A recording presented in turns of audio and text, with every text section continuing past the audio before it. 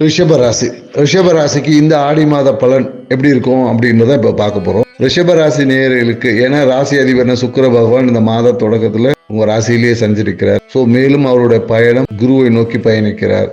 So அப்போ இந்த காலகட்டம் எப்படி இருக்கும்னு பார்த்தீங்கன்னு வச்சுக்கலேன், நீங்கள் பொருளாதாரம் சார்ந்த முயற்சிக்கு எடுத்த விஷயங்கள் எல்லாமே சக்ஸஸ்ஃபுல் ஆகும்னா கண்டிப்பாக சக்ஸஸ்ஃபுல் ஆகும். தன வரவு என்பது எதிர்பாராமல் வரும். அதே போல் என்னன்னாக்கா 2ல் குரு பகவான் இருக்கிறதுனால உங்கள் பணத்தை காலியாக்கியும் விடுவார். ஸோ அதனால் என்னன்னாக்கா எவ்வளோ பணம் வந்தாலும் உங்களுக்கு பத்தாது என்ற நிலை தான் இருக்கும். ஸோ அப்போ என்ன பண்ணுவாங்கன்னா, பணம் வந்த உடனே நீங்கள் என்ன பண்ணிடணும்னா உங்களுக்கு நீங்கள் ஏற்பட்ட கடனை சரி பண்ணிடணும். அதே போல் என்னன்னாக்கா ரொம்ப லாங் டைம் ஏதாவது தங்க நகை வச்சு கடன் இல்லை அதை வட்டி கட்ட முடியாமல் இருந்துச்சுன்னா இந்த விஷயத்தில் உடனடியாக செட்டில் பண்ணிடணும். அப்படி இல்லைன்னா உங்களுடைய பணம் வேறு எதுக்காவது செலவாயிடும். அதுக்கப்புறமா உங்களால் கட்ட முடியாமல் சில அவமானங்களை சந்திக்க வாய்ப்பெல்லாம் இருக்குது. ஸோ அதனால் முதல்ல பணம் காசு வந்தவுடனே கடனை அடைக்க ட்ரை பண்ணும். கடனை அடைக்க மேலும் உங்களுக்கு தன வரவு வந்துக்கிட்டே இருக்கும்.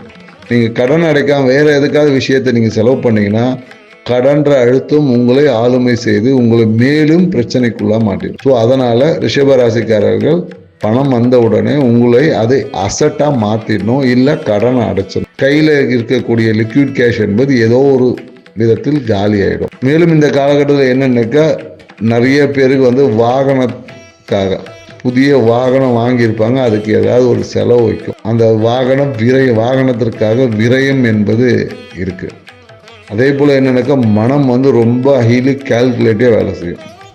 மனம் பார்த்திங்கன்னா எதிர்பார்த்து நிறைய விஷயங்கள் முயற்சிகள் எடுத்துகிட்ருக்கோம். அந்த முயற்சிகள் அனைத்தும் வெற்றி அடையக்கூடிய காலகட்டம் தான் இது. இந்த காலகட்டத்தில் பார்த்திங்கன்னா திருமணத்திற்காக முயற்சிகள் எடுத்த முயற்சிகள் பார்த்திங்கன்னா கண்டிப்பாக சக்ஸஸ் கொடுக்காது.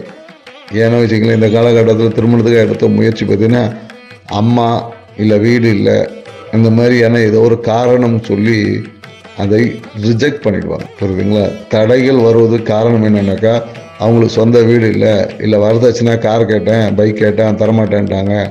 ஸோ இந்த மாதிரி ஏதாவது ஒரு சிறு காரணங்களுக்காக இல்லை அம்மாவுக்கு பிடிக்கல இந்த மாதிரி ஏதோ ஒரு காரணங்களுக்காக திருமணம் என்பது தடைப்பட வாய்ப்புகள் இருக்குது. ஸோ அதனால் எதிர்பார்ப்புகளை குறைத்து கொண்டால்தான் திருமண நிகழ்வு என்பது இருக்குது. மேலும் எனக்கு தொழிலில் எதிர்பார்த்த லாபங்கள் கண்டிப்பாக இருக்குது. அதே போல் என்னன்னாக்கா திடீர் லாபமாக போன ஒரு விஷயம் திடீர்னு ரிவர்ஸ் ஆன மாதிரி ஒரு சர்க்கிள் வரும். ஏன்னா சனி பகவான் வக்கரம் அடைகிறதால ஒரு சிறிய தொழிலில் ஏமாற்றங்களை சந்திக்கும். அதனால் ரிஷபராசிக்காரங்கள் 10ல் ராகு பகவான் இருக்கார். ஸோ அதனால் என்ன சொல்லணும்னா பிரம்மாண்டமாக தொழில் தொடங்குறதுலாம் இந்த காலகட்டத்தில் இருக்கக்கூடாது. ஸோ அவர் பிரம்மாண்டமாக ராகு பகவான் என்ன பண்ணுவோம், பிரம்மாண்டமாக ஆரம்பித்து சீக்கிரம் இழுத்து மூடிடுவார். அதே விஷயத்தை நீங்கள் சிம்பிளாக ஆரம்பிச்சிங்கன்னா அதை பிரம்மாண்டமாக மாற்றிடுவார். ஸோ கிரகங்களோட தன்மைகளை புரிந்து செயல்பட்டால் அந்த கிரகம் நமக்கு நன்மையை கொடுக்கும். புரியாமல் செயல்பட்டால் அந்த நன்மையை நம்ம வர முடியாமல் பிரச்சனைக்குள்ளே சிக்கிடுவோம். ஸோ அதனால் ரிஷபராசிக்காரர் தொழில் சார்ந்த விஷயத்தில் அதிக முதலீடுகளை இந்த காலகட்டம் செய்யக்கூடாது. குறுகிய முதலீடுகள் அதிக லாபத்தை தரும், பெரும் முதலீடுகள் நஷ்டத்தை தரும். அதனால் மிகுந்த கவனமுடன் செயல்படணும்.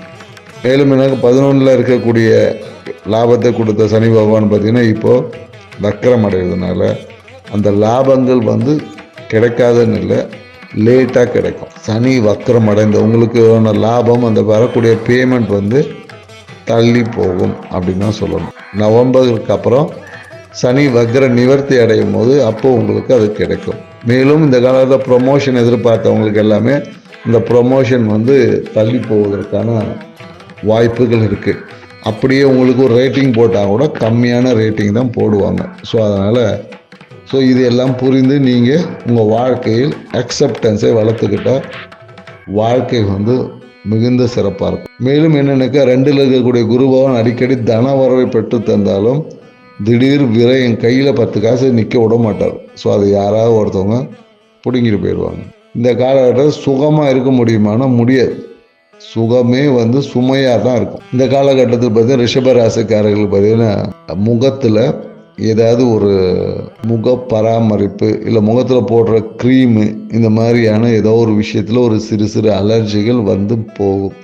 ஸோ இது ஒரு மாதம் போச்சுனாவே ஆடி மாதம் கழிந்த பின்னாடி அது தானாகவே சரியாயிடும். அதற்காக கவலைப்பட தேவை இல்லை. நீர் கட்டி அந்த மாதிரி ஏதாவது வருவதற்கான வாய்ப்புகள் இருக்கு, வந்து சரியாகும். இந்த விஷயத்தை எல்லாம் சரி பண்ணி உங்க வாழ்க்கையை சிறப்பாக வச்சுக்கணும்னா நீங்க என்ன பண்ணுங்கன்னா, ஆடி மாதம் அம்மன் கோயில்ல வேப்பிலை சாத்தி அம்மனுக்கு எலுமிச்சங்காய் மாலை சாத்தி வழிபட்டு வாங்க. உங்க வாழ்க்கை சிறப்பா இருக்கும்.